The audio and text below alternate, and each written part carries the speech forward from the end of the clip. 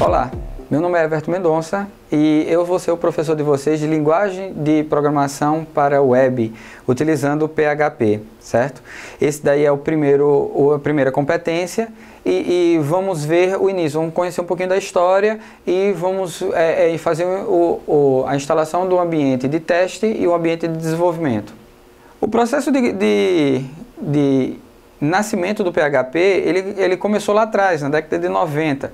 Como foi que ele se iniciou? Naquele contexto de sites, a gente tinha páginas estáticas. O que é uma página estática? Você tem um conteúdo e aquele conteúdo vai sempre ser exibido da mesma forma. Não importa quantas vezes a pessoa clique no link, vai ser sempre exibido daquela mesma forma. E então chamamos isso de páginas estáticas. Cada vez que a internet foi crescendo, foi saindo das faculdades, foi ganhando o espaço nas casas das pessoas, aí elas começaram a criar outras formas de utilizar aquelas páginas. E aí teve uma necessidade de receber uma comunicação, de receber uma interação. E aí um cara chamado Rasmus Lerdorf, ele criou alguns pequenos aplicativos que eram colocados no servidor e que recebiam dados, recebiam determinados dados, processavam esses dados e tomavam certas decisões. E aí ele chamou isso de PHP, Personal Homepage. E ela foi crescendo, foi muito bem-vindo. Isso daí, existiam outras aplicações chamadas CGI, mas elas não foram bem quistas. O PHP realmente ele foi melhor, o desenvolvimento que o Rasmus fez foi realmente muito bom para a época, e aí ele acrescentou mais algumas funções, foi ganhando, foi incorporando, foi criando um contexto mais de linguagem de programação, se foi podendo fazer mais e se foi melhorando. Hoje em dia o nome de PHP não é mais Personal Homepage, ele é um acrônimo para PHP Hypertext Preprocessor. Então o próprio nome do PHP já tem nele a própria sigla PHP. É chamado de uma sigla recursiva, tá? Mas isso é uma coisa de computação. É uma brincadeira de computação. O que a gente vê então como é que se trabalha com PHP?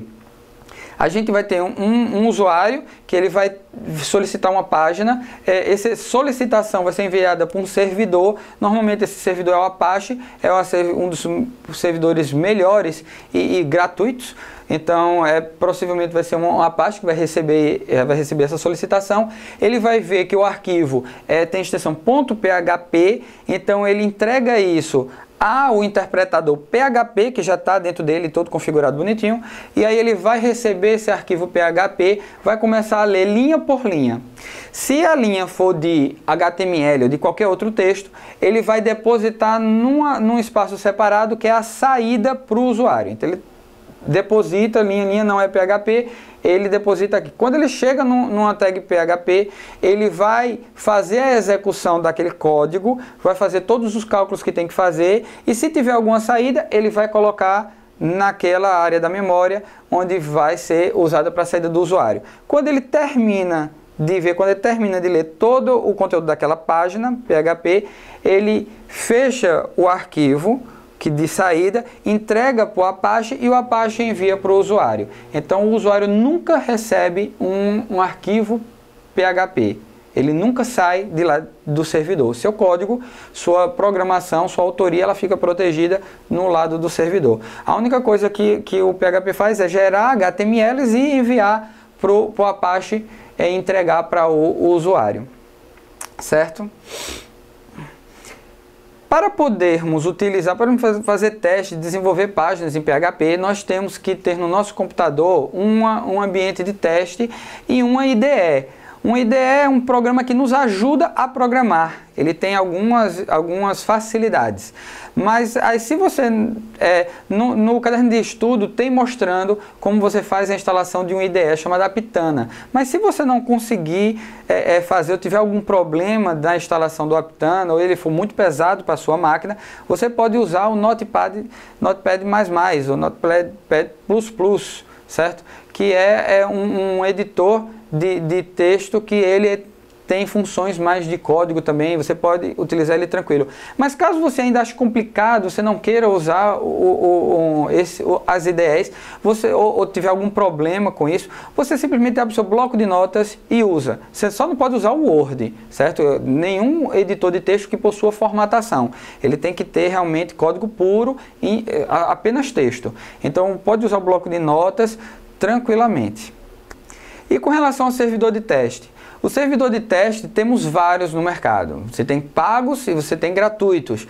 Tem muitos deles, então tem uma siglazinha. Por exemplo, eu gosto muito de utilizar o Champ Portable. Você também tem o Champ instalável e você tem o LAMP, que é para Linux, e o WAMP, que é para instalação no Windows. Mas eu prefiro usar o Champ, que ele é um pacote que já tem nele o Apache, configurado todo bonitinho para teste.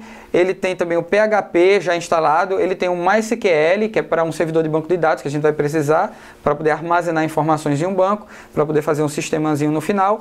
E então ele já é bem completo. O bom dele ser portable é que quando você pega, descompacta ele, você faz uma configuraçãozinha simples e ele está pronto para ser usado. E aí você cria sua página, cria seu banco. Se você quiser mostrar isso no computador de um cliente ou quiser levar isso daí para um outro computador, você coloca a pasta do Champ toda num pendrive e leva para outro lugar. E na hora que você coloca, basta fazer também essa configuraçãozinha que eu vou mostrar e aí pode usar tranquilo como se fosse sua máquina residente. Quando você pode até assim, no seu computador deu algum problema, usa o computador do amigo, coloca o pendrive, lá dentro está o Champ, você executa, faz todo o seu trabalho, suas alterações, tudo que você quiser. Quando você termina, você desmonta o pendrive, retira ele. Quando seu computador voltar, que coloca, está tudo funcionando. E o código fica no computador do meu amigo? Não, ele está no pendrive. Ele sempre vai estar no seu pendrive. Você leva para um canto ou para outro. E se quiser, você pode até fazer uma cópia do pendrive para o seu computador e deixar ele lá. Tá? Uma vez que você tem no seu computador e usa uma vez, você não precisa fazer essa configuraçãozinha toda vez. E novamente, qual é essa configuraçãozinha? O Champ, você vai fazer o download dele na página web que está lá no caderno de estudo. Então procura lá o caderno de estudo, identifica a página, coloca no navegador e baixa. Ele tem várias versões, você tem que achar a versão correta, a versão portable dele, certo? E ele tem versão para Windows, Linux, então baixa do seu sistema operacional e verifique também se é 32 ou 64 bits quando você baixar, você vai baixar um arquivo zip compactado, você vai descompactar ele. Eu descompactei o meu arquivo, eu baixei o meu Champ e descompactei ele nessa pasta. Essa pasta ela vai ter algumas aplicações, vai ter o Apache, vai ter o MySQL, vai ter outras aplicações que também agora não vem ao caso. E eu vou ter esse script, setupchamp.bat. Toda vez que, assim, como eu nunca executei esse champ nesse computador, eu vou ter que executar esse setupchamp.bat. Ele vai pegar cada um dos itens, ele vai saber onde é que está os arquivos e vai colocar os caminhos de forma correta para ele poder encontrar um arquivo ou outro. Isso acontece porque quando a gente coloca no pendrive e leva para outro computador, normalmente a letra muda, ela possui D, E, F, então a referência para o conteúdo daquele pendrive ela vai mudar. Vocês estão vendo aqui a tela do script, ele pergunta se você quer fazer um refresh, uma atualização. Eu vou colocar e pedir. Pronto, ele está pedindo para eu aguardar, que ele está renomeando todos os endereços. E a outra opção é o X, que é o exit, que é para você sair do script se você não quiser fazer nada. Isso daqui só precisa ser feito uma vez quando você deposita a pasta em um lugar. Por exemplo, você baixou agora, você vai colocar no seu computador e você não vai precisar levar isso para qualquer um canto. Ele vai ficar no seu computador, tá ali bonitinho, você vai deixar ele quieto, você só vai desligar e usar isso no outro dia. Precisa fazer o setup champ de novo? Não. Você só precisa quando você leva para outro lugar, quando você muda de pasta, quando você renomeia, e aí você precisa fazer isso. Pronto, ele terminou. Eu vou pressionar mais uma vez para apagar, e aí ele tem outras aplicações. Aí você vai ver aqui, ó, champ-control.exe. Isso daqui é um gerenciador de aplicações, porque o Champ é um pacote de aplicações. Ele tem Apache, tem MySQL e tem outras aplicações. O meu, para ele ficar pequenininho, eu estou usando um que só tem Apache e MySQL. Então os outros botões eles estão desligados. Vocês observam aqui pelo controlador. Tem uma observação também, se você já tiver instalado um LAMP ou um AMP, se você já tiver instalado um servidor, toda vez que você liga a sua máquina, esse servidor é executado, ele fica na memória, e aí o Champ não funciona, porque ele tenta usar a mesma porta que o outro servidor de teste está funcionando. Então se você já tem um servidor instalado na sua máquina, use ele. E aí vamos ligar aqui o Apache e vamos ligar, ele está amarelinho, ele vai demorar um tempinho para inicializar. Quando ele terminar de inicializar, ele fica verde. E aí vai aparecer, às vezes o Windows ele vai e mostra um pedido dizendo assim, olha, determinada aplicação ela está querendo utilizar, ter acesso à rede. Você permite? Aí você deve permitir. Permita, porque se você negar, vai ser muito complicado desfazer o serviço. Então você permita tanto para o servidor do Apache quanto para o servidor do MySQL. Agora ele já ligou o Apache, vou ligar aqui o MySQL. E como é que eu faço para desligar? Você clica no stop de um, no stop de outro. A ordem não interfere. E quando você quiser fechar a janela do Champ, encerrar o aplicativo do Champ Control, do painel de controle do Champ, você deve clicar no Kit e não no X na parte de cima. O X da parte de cima ele vai minimizar, ele vai transferir o Champ para a bandeja do sistema, aquele lugarzinho que fica ao lado do relógio, certo? Para você desligar, você tem que apertar stop um, stop outro e Kit. O botãozinho de Kit. Eu não vou querer desligar, eu vou querer usar, então eu vou apertar aqui no X, somente para ele ficar na bandeja. E onde é que a gente coloca as nossas páginas? Em qualquer lugar? Não. O Champ, ele tem uma pasta, que é a pasta pública, é a pasta que tudo que a gente coloca lá dentro, as outras pessoas podem acessar se tiver um endereço corretamente. Então, qual é o nome dessa pasta? É htdocs. Mas se você utilizar um outro, o LAMP ou o AMP, ou qualquer um outro servidor, pode ser que essa pasta mude de nome. E aí, no caso pode ser que ela venha com www. Ou você procura htdocs ou www. Quando você for enviar sua pasta para um servidor pago, para um servidor comercial, aí todos os seus arquivos vão para uma pasta, aí ele te oferece um lugar, e esse lugar vai ter uma pasta que às vezes se chama de public. Então, public é onde onde ficam os arquivos que podem ser acessados pelos seus usuários. Você também pode guardar lá arquivos que não são acessados, desde que esteja fora da pasta public. Tudo que vier na pasta public, ele é público. Então aqui na pasta htdocs, a gente pode criar aqui eu tenho várias aplicações que eu utilizo nos meus projetos, e nesse lugar que você vai criar uma pasta que vai ficar o seu site. Vamos verificar agora se o Champ está funcionando. Ele já está configurado, ele já está ligado. Vamos ver se eu recebo alguma coisa do Apache. Eu vou colocar localhost. Localhost é a minha máquina. Então eu só vou colocar isso e ele vai apontar para um determinado endereço. Ele verificou, se ele achou, olha aí, ele mostrou a página inicial do Champ. Certo? E se eu quiser agora testar com algum código, vamos aqui, eu vou agora precisar do Aptana. Ou bloco de notas, você pode fazer isso simplesmente no bloco de notas, mas eu vou mostrar para vocês. Eu vou falar um pouco sobre o Aptana. O Aptana é uma IDE, é uma aplicação que ela ajuda você a programar. Então, existem várias outras, só que o Aptana ele é no nível profissional, ele é um editor de código, de programação, que ele está bem desenvolvido, ele é com base em ele utiliza como base um outro editor chamado Eclipse, que é para programação em Java, e aí ele se aproveita de tudo de bom que o Eclipse tem, e aí ele coloca isso para programação de PHP, JavaScript, HTML e CSS. Então dá para a gente trabalhar muito bem com o Aptana. Mas se você não tiver o Aptana, tudo bem, você pode usar o bloco de notas sem problema. Você cria uma pastazinha, cria os arquivos, coloca o código direitinho e usa, certo? O Aptana tem um processo de instalação dele descrevendo ele no caderno de estudo. Então agora não dá tempo de mostrar, porque é lento o processo, é um arquivo muito grande. Então você tenha paciência, ele vai recuperar tudo direitinho. Ele vai instalar e vai funcionar. Se não funcionar, você tem sempre o bloco de notas como uma alternativa. Eu já instalei aqui na minha máquina, eu vou pedir para ele abrir, e aí ele vai pedir para mostrar, ele vai pedir para eu colocar uma pasta de trabalho. Essa pasta de trabalho se chama Workspace. E a gente vai fazer um truquezinho bem legal.